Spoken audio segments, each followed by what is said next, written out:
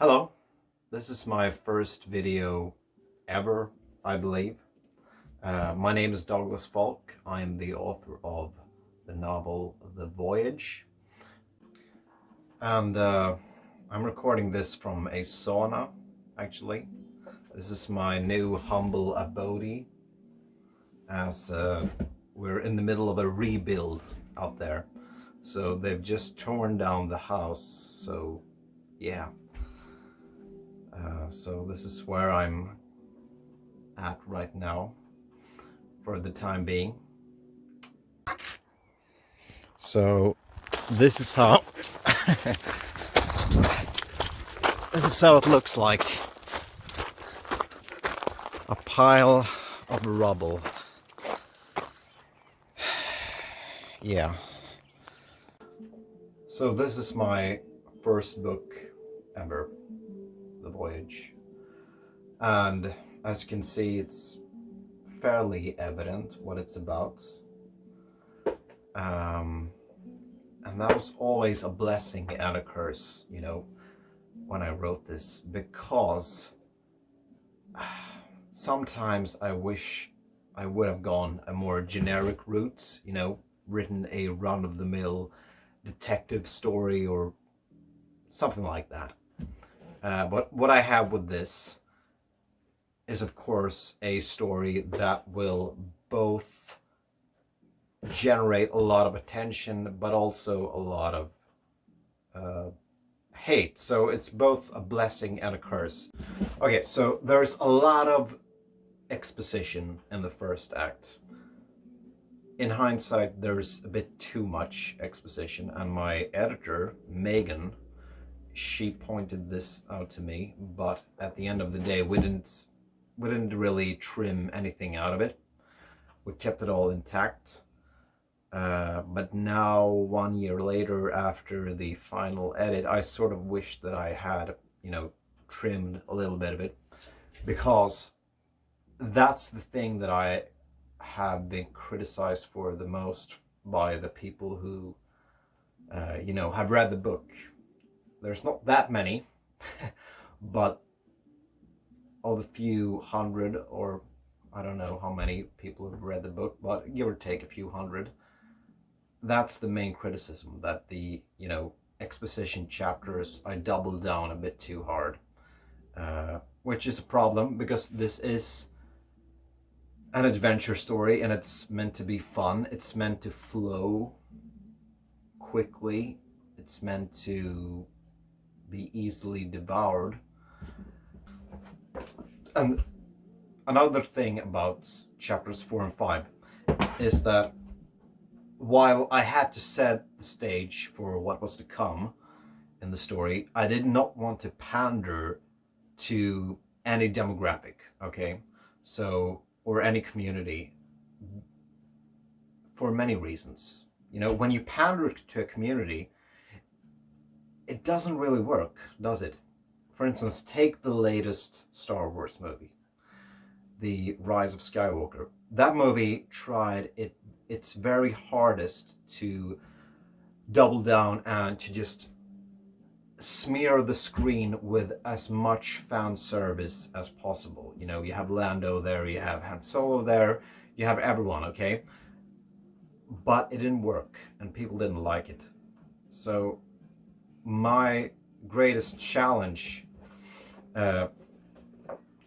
with this book was to set the stage without you know, sounding too propagandist, which again is a very fine line to tread, because I have to throw the conspiracy stuff in there, because if I don't, the characters don't have a reason to go to Antarctica.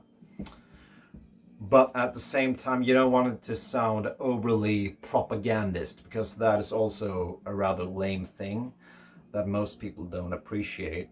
But yeah, that's for sure the greatest challenge that I had with this book, barring none.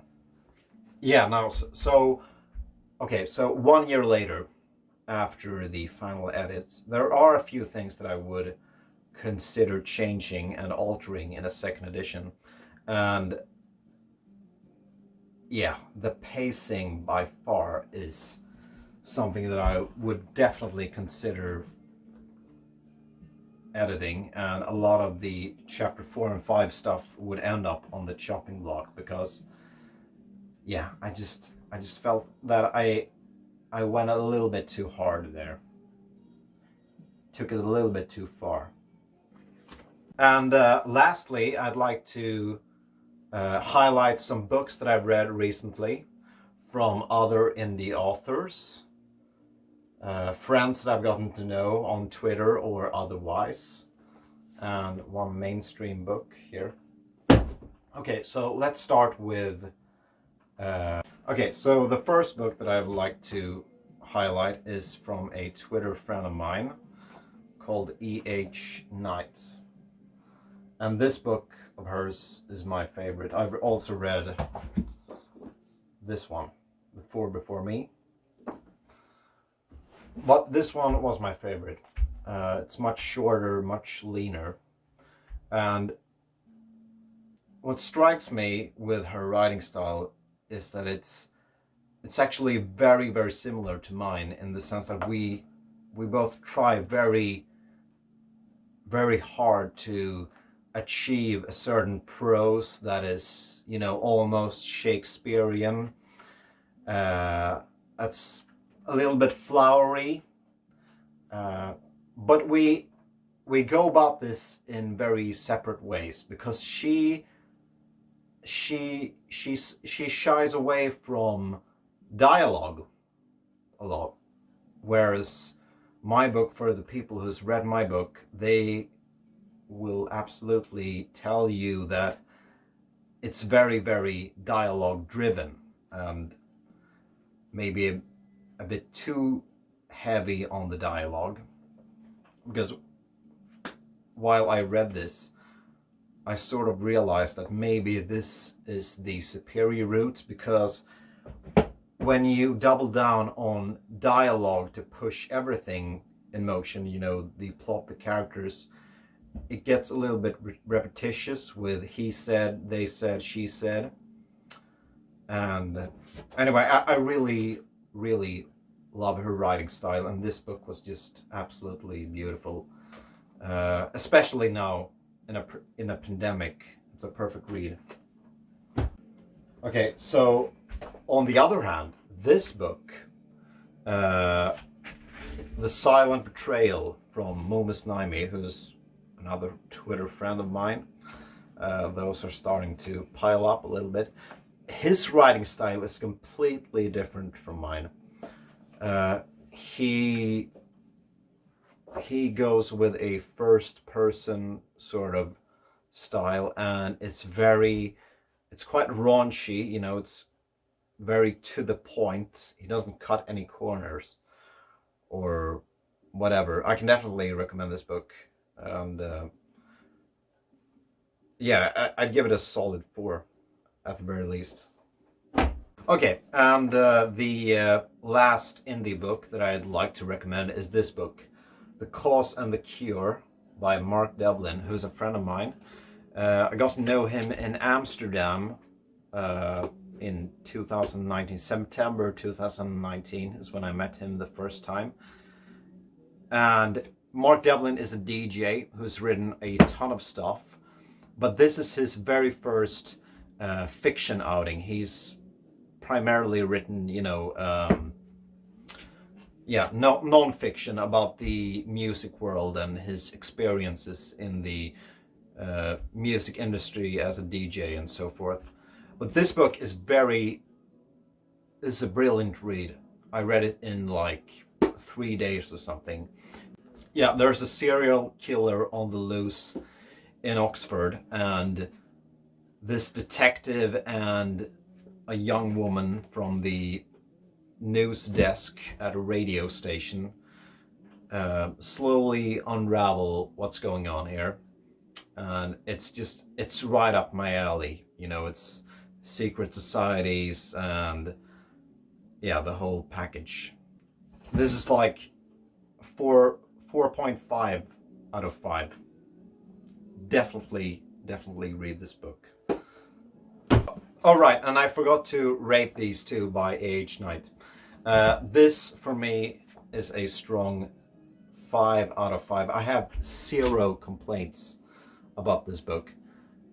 It's so good. I can't even put to words. I only have like minor nitpicks, but they are so minuscule that I don't even feel the need to bring them up. So yeah, this is an excellent read. And this book is, well, it's considerably larger in page count, and I love this one as well. But I do have a few issues with it, but definitely both of these books are worth a read, for sure. And on a final note, I'd like to discuss this book for a while. This is Where the Crawdads Sing by Delia Owens, and this book is like the #1 bestseller on every chart out there right now, and it's been that way for a long time.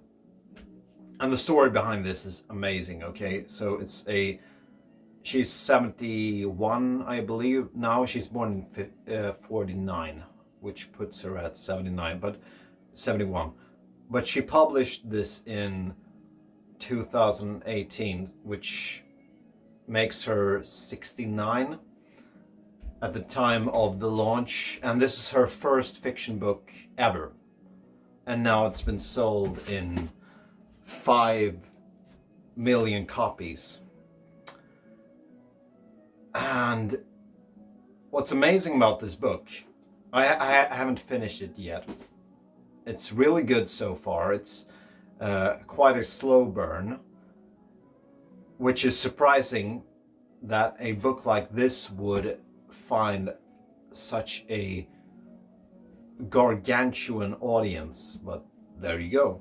But another thing that strikes me with this book is that my best friends, they had never heard of this book, despite it being the #1 bestseller in the world. And my parents hadn't heard of her either. So that begs the question, when will the next sort of like mainstream phenomena book ever come back to light? Because even if this is the #1 book in the world, and it deserves its position right now, I haven't finished it, I'm like 20% in, but it is amazingly written. But when will the time come when we see another Harry Potter again? You know, when everyone has read the book, you know, everyone's talking about it, everyone wants to discuss it on a deeper level. We haven't seen a book like that for at least 10 years. I can't remember a book like that when everyone you knew, everyone within your close, you know, sphere of influence had an opinion on a certain book. And yeah, it sort of worries me a little bit that even the #1 bestseller in the world doesn't really have the household name, sort of, so to speak, if you get what I'm saying. Yeah, that was all. Those were my first initial ramblings. And again, my name is Douglas Falk, and this is my debut novel, The Voyage. And you can get it on Amazon and a bunch of other sites. And if you do, please leave a review on Goodreads and Amazon. Even if you hated it, I welcome all reviews. So that's all. Thanks.